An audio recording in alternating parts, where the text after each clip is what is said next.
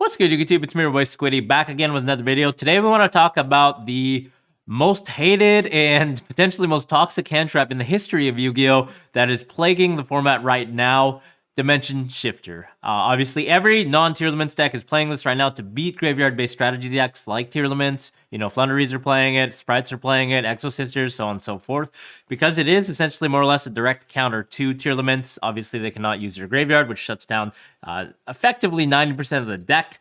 Today, we want to talk about how to beat this card if you are playing a graveyard-based deck like Tier Elements.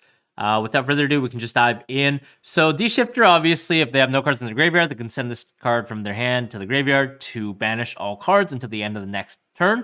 So it's equally annoying because it does do both turns, and you know, Tier Elements obviously being able to play on your opponent's turn as well effectively means that they cannot play on that turn, and then they can also not play on their own turn, or vice versa if it's dropped on the Tier Elements player's turn. So the first card, obviously, that everyone should be playing in their Tier Elements extra deck or any other rank 4 toolbox deck that's hurt by Shifter is Baguska. So this card, obviously 2 monsters. When it's in defense mode, it negates all the effects of monsters in defense mode, and it also has a passive effect where it changes all monsters to defense mode, obviously not links because they cannot be changed. So this is something that you should be going into immediately if you can, especially if you're going first against a Shifter, because all the Shifter decks are non-link based decks. Like they're usually, their engine is just like monsters, you know, like the Sprite monsters, the Flunderies monsters that are normal summon. And Baguska is effectively a skill drain that shuts down their deck, their entire engine. Obviously Sprites, they still have Sprite Elf, but they can't do anything with Sprite Elf itself, right? They have to make some other plays. So summoning Baguska, more or less, if they don't have a non-engine card to out it, for example, something like a I don't know, like Raigeki or Infinite Impermanence, then chances are this is actually going to stay on the board, which means that you're actually going to survive until the effects of D-Shifter wear off on the following turn, where you can continue to play. And 9 times out of 10, this will actually stay on the board. And because it is a link monster, you can actually tilt it back to attack mode on your turn. So obviously it detaches a material as a part of its own effect during your standby phase. That's fine. It still has 1 more material. You can tilt it into attack mode. Once it's in attack mode, it doesn't negate any defense monsters anymore. You can proceed to use your engine to play. And you can also overlay into a Zeus at the end of the battle phase. So one popular move I've seen a lot of players do is when you're playing against Flunderies, you can make Baguska under Shifter. They can't really do anything. They set some traps, some spells, and then you tilt this to attack, make Zeus, and then you either bait out a negation or you wipe their entire board and proceed to do your full combo. So this card is obviously one of the best cards that you can go into, especially the fact that it's an extra deck monster, so it's easily accessible. Obviously, in Tier Elements, there are a lot of ways to get into it with level 4s. Things like Agido, obviously, which can be special summoned when your opponent does discard D-Shifter for cost from their hand, because it does count as a card being sent from their hand to the graveyard. So you could immediately special summon this for free as a level 4 extender body, and then proceed to normal summon any one of your level 4 monsters, including Rhinoheart, you know, Sharon, maybe another Shizu tier, or Shizu Fairy, and then overlay into the Baguska for free. One thing that you should note is always try to put the Baguska into the extra monster zone, because of the fact that a lot of players might actually be playing Nightmare Cerberus. So what that card does is it pops any monster in the main monster zone. So my DB will load. It just totally froze. Nightmare Cerberus it can only pop in the main monster zones, but it can't pop in the extra deck monster columns. So if your opponent is playing Sprite, they might actually be playing this card. A lot of players actually forget, and then they put their Baguska into the main monster column, and then it's able to be popped by this. So definitely put it in the extra deck column. It doesn't really cost you anything. It doesn't really matter, because on the following turn, if it's drops, it's a good thing. You know, you can make Zeus and then put it in your main monster zone, so you free up the extra deck monster zone to make a link monster like Dark or whatever you need. The other thing that I know some Sprite players are actually playing is Codebreaker Virus Swordsman, and that is actually just a link 2 with the 2300 attack. So effectively, they could make this to swing over the Baguska as an out. But again, them like making these plays means that you're gonna survive, right? Like the biggest thing to play around Shifter is to survive until the next turn where Shifter's not live anymore, and then you can capitalize on your own plays and start to push through the board.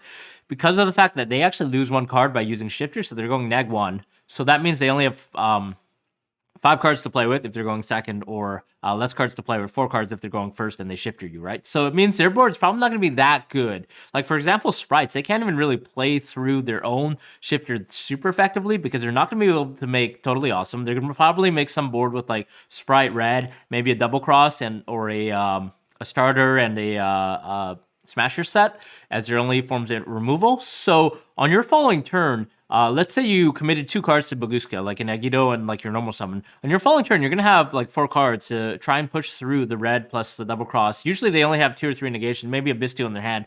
And a lot of times, if you are able to mill like a Kalbeck or another copy of Agido and then just start milling your engine, you can actually push through that after the turn that shifter is live. So if you make Baguska and they make like Codebreaker, Virus Swordsman to swing over, their board's probably not going to be that good. So on your following turn, you have more plays to play through what they have. So definitely keep in mind to make that Baguska if you can. Other things are obviously like shifter. A lot of times it does come in the side deck into like non-flunder decks. Not every deck is main decking it because it does hurt their engine a little bit if they're going first as well. As always, if they play a non-tier limits deck as well, it might hurt them because D-shifter is not as effective, for example, against Flunders or the mirror match. So in that case, games 2 and 3, you can also side deck a lot of other cards. One card I really like is Skill Drain. This card obviously is, I like to say that they're sort of neutralizers in that they're really effective against matchups that you do side them in going first, but they're also effective against D-Shifter because if I go first, for example, they Shifter, I have Skill Drain, that's fine. I'm going to set Skill Drain. I don't even have to, commit to the board because I know I'm not going to die under Skill Drain. The chances are. Maybe against Sprite, you might want to commit a little bit to the board because if you do have Bistios and like a bunch of bodies, maybe you might end up just dying because you do pay 1k. But against like Flunder, it doesn't matter. They're going to summon a little bird. Unless they have an out to Skill Drain, there's not much they can do. So Skill Drain effectively neutralizes it because they can't play. So they're D-Shifter. They can't really capitalize on the 2 turns that, D-Shifter is active, right? So on your following turn, you're able to play, you're able to mount a huge board, and you have Skill Drain, which shuts down their entire deck. So playing cards that shut down their engine in response to their Shifter is also very, very good. I know some players have also been checking out other engines. Things like Artifact Sanctum is another good little mini engine that you could play with Artifact Scythe, which obviously somehow duck the ban list. So Scythe as an option against Mirror Match, against tier limits, but you can also play Lancia, and Lancia is decent against the Flunder deck. Not necessarily to stop the Shifter, but to stop their plays. So like they obviously can't banish their cards. They lose their Rubina and Eaglin. They can't make a super effective play. They cannot use map on that turn. So you could effectively set Sanctum, activate Sanctum, get Lancia, tribute it, and then they can't really play their turn well. Shifter wears off, goes back to you, and then you can use your engine to sort of push through because they're not guaranteed to have like the full combo. They might have an M-Pen, but they're not guaranteed to have everything, like the statue because they didn't really use map. So yeah, so on and so forth. It's a pretty good ulterior option to Skill Drain as well. Other thing I can think of is the Bistios. These cards are actually quite good against D-Shifter in that you effectively, D-Shifter is a dark monster, a body that they commit to the graveyard by discarding it. So you can actually wall up with these. You can just banish the D-Shifter to wall up with these, potentially make a Link play, potentially make a Link rank 6 if you play something like Wallow, which could be good for you to survive. So these cards are also bodies. Never forget that these can actually protect you from being OTK'd. Versus Sprite, especially, you do want to try and commit a board because if they have a Bistio plus like 2 names, usually that's over 8k because they're able to banish their own Shifter and then they're able to make a bunch of plays. So bear that. Just keep that in mind. If you are playing against Sprites, try to put like a body at least on board so you don't die while you're under Shifter. Other thing is if you are playing against Sprite, like you could actually hold these as well if they have a body on board. So when they go to use their Bistio on their Shifter, you can chain your Bistio as well to prevent them from special summoning the Bistio. And then because there's no cards in the graveyard, they can't summon the Bistio on their following turn. So you kind of have a body to protect yourself. So just like little mind games, keep that in mind. But these are really, really good in that you can banish the Shifter to make a play. So yeah, there's a couple options there. Obviously, like when they do Shifter you the first thing you have to think of is trying to survive. But the other thing is like, how do I survive in a way that they can't, they can't like put up an oppressive board because on the following turn, you still have to play through what they put up. So you just have to keep that in mind. And I think Baguska is one of the obviously best options that a lot of players jump right into. It kind of protects you from their engine, so you can kind of survive in that sense. I think that's more or less about it. Obviously, like your side deck, try to leverage as much as you can. If you're siding things like Cosmic Cyclone, that could also be good against decks like Flunderies because of the fact that it is a 1-for-1 trade against map. So it stops like part of their engine, right? So their only play is like the normal summon. They can summon like the Robina, maybe make like an M-Pen, but they're not guaranteed to have a statue, for example, because they do a lot of times rely on that extender to get the extra piece, like the extra bird. So obviously them summoning Robina, adding M-Pen, adding Eaglin, into M-Pen, they might not have the statue if you have the Cosmic Cyclone for map, whereas if they have map, they're able to summon and then resolve both M-Pen and Robina.